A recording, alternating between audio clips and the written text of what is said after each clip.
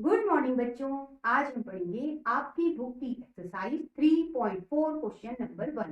बेटा question number 1 true and false है। सत्य और असत्य आपको बताना है। सबसे पहले आपसे कहा है ऑल रेक्टेंगल आर स्क्वायर। सभी रेक्टेंगल स्क्वायर होते हैं। तो बेटा बिल्कुल नहीं, ऐसा नहीं होता। क्यों? क्योंकि बेटा रेक्टेंगल में आमने सामने की साइड इक्वल होती है। कह सकते हैं अपोजिट साइड इक्वल होती है। ठीक है। और ये जो एंगल होते हैं ये सभी बेटा 90 डिग्री के होते हैं। ठीक है। अब स्क्वायर की बात करते हैं। स्क्वायर में बेटा चारों ही साइडें इक्वल होती है। ठीक है। और बेटा ये एंगल होते हैं 90 डिग्री के। रेक्टेंगल में क्या होता है, अपोजिट साइड इक्वल होती है। और बेटा स्क्वायर में चारों ही साइड इक्वल होती है।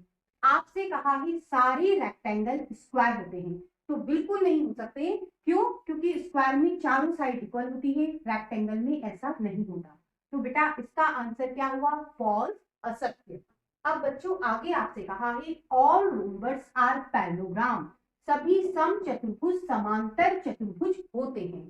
तो बेटा सबसे पहले रोम्बस की बात करते हैं। रोम्बस में बेटा चारों ही साइडें इक्वल होती हैं और बेटा पैरेलल भी होती हैं। मतलब ये वाली साइड इस वाली साइड के पैरेलल और बेटा ये वाली साइड इस वाली साइड के पैरेलल। मतलब हम कह सकते हैं आमने सामने की साइड क्या है, इक्वल है और पैरेलल है। ठीक है। ये हमने रोम्बस की बात करी। अब बेटा पैरेललोग्राम में भी ऐसा ही है कि ये वाली साइड इस वाली साइड के पैरेलल और इक्वल और ये वाली साइड इस वाली साइड के पैरेलल और इक्वल।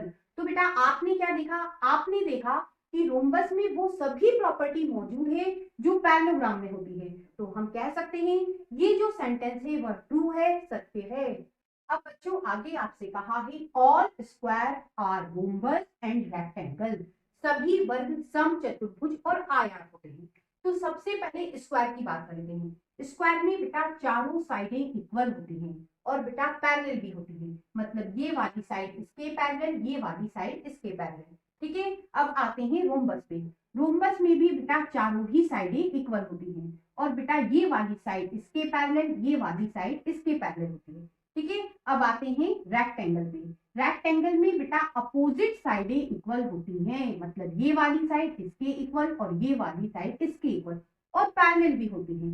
ये वाली साइड इसके पैरेलल, ये वाली साइड इसके पैरेलल। इसका मतलब क्या हुआ? इसका मतलब ये हुआ स्क्वायर बेटा रोम्बस और रेक्टेंगल दोनों की प्रॉपर्टी को बताता है। तो हम कह सकते हैं ये जो सेंटेंस दे रखा है ये ट्रू है, सत्य है। अब बच्चों आगे आपसे कहा है all square are not parallelogram. सभी वर्ग समांतर चतुर्भुज नहीं होते। तो सबसे पहले स्क्वायर की बात करते हैं। बेटा स्क्वायर में चारों ही साइडें इक्वल होती है। ठीक है। मतलब ये वाली साइड इसके इक्वल कह सकते हो और ये वाली साइड इसके इक्वल कह सकते हो। ठीक है। और बेटा पैरेलल भी होती है। मतलब ये इसके पैरेलल, ये इसके पैरेलल। ये स्क्वायर की बात। अब आते हैं पैरेललोग्राम पे। पैरेललोग्राम में बेटा अपोजिट साइडें इक्वल होती है। मतलब ये वाली साइड इसके इक्वल कह सकते हो और ये वाली साइड इसके इक्वल कह सकते हो और पैरेलल भी होती है। मतलब ये वाली साइड इसके पैरेलल, ये वाली साइड इसके पैरेलल। तो बेटा हम कह सकते हैं स्क्वायर में बेटा पैरेललोग्राम की प्रॉपर्टी मौजूद होती है। लेकिन आपसे क्या कहा है? Not parallelogram. मतलब पैरेललोग्राम की प्रॉपर्टी स्क्वायर में मौजूद नहीं होती, लेकिन होती है। इसका मतलब क्या हुआ? ये जो सेंटेंस है बेटा फॉल्स है, असत्य है। अब बच्चों आगे आपसे कहा है ऑल काइट्स आर रोम्बस। सभी पतंग समचतुर्भुज होती हैं। सबसे पहले काइट की बात कर लेते हैं। काइट में बेटा ये दोनों साइडें इक्वल होती हैं। इसी तरह से बेटा ये दोनों साइडें भी इक्वल होती हैं। लेकिन बेटा रोम्बस में तो चारों ही साइडें इक्वल होती हैं। इसका मतलब ये हुआ काइट बेटा रोम्बस की प्रॉपर्टी नहीं बताता। ये स्टेटमेंट फॉल्स होगा, असत्य होगा। अब बच्चों आगे आपसे कहा है ऑल रोम्बस आर काइट। सभी समचतुर्भुज पतंग होते हैं। सबसे पहले रोम्बस की बात कर लेते हैं। रोम्बस में बेटा चारों ही साइडें इक्वल होती हैं। ठीक है। अब बेटा यदि चारों साइडें इक्वल है तो हम कह सकते हैं ये वाली साइड और ये वाली साइड इक्वल है। मतलब ये जो साइड है ये क्या है, एक दूसरे से जुड़ी है, एडजेसेंट साइड है और बेटा ये आपस में इक्वल है। अब आते हैं काइट पे। काइट में बेटा ये वाली साइड इस वाली साइड के इक्वल होती है। इसी तरह से बेटा ये वाली साइड इस वाली साइड के इक्वल होती है। मतलब हम कह सकते हैं काइट में बेटा ये तो आपस में जुड़ी हुई साइड है, जिसे एडजेसेंट साइड कहते हैं, वो इक्वल है। तो बेटा रोम्बस में भी ऐसा है, यहाँ भी बेटा ऐसा है।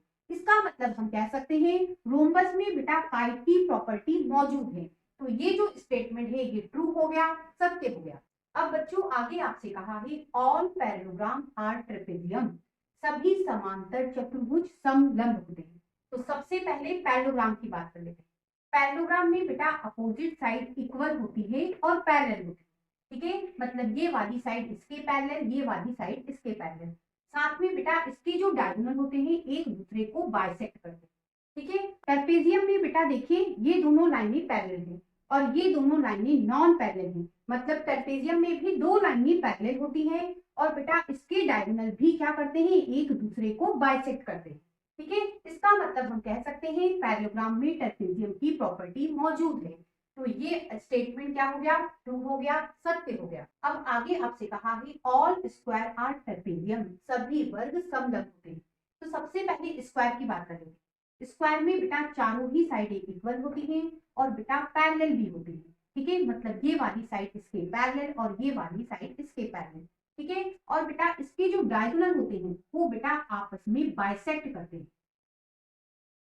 ठीक है, अब बेटा आते हैं ट्रेपेजियम में। ट्रेपेजियम में बेटा एक ये जो साइड है ये क्या है, पैरेलल है और ये क्या है, नॉन पैरेलल है।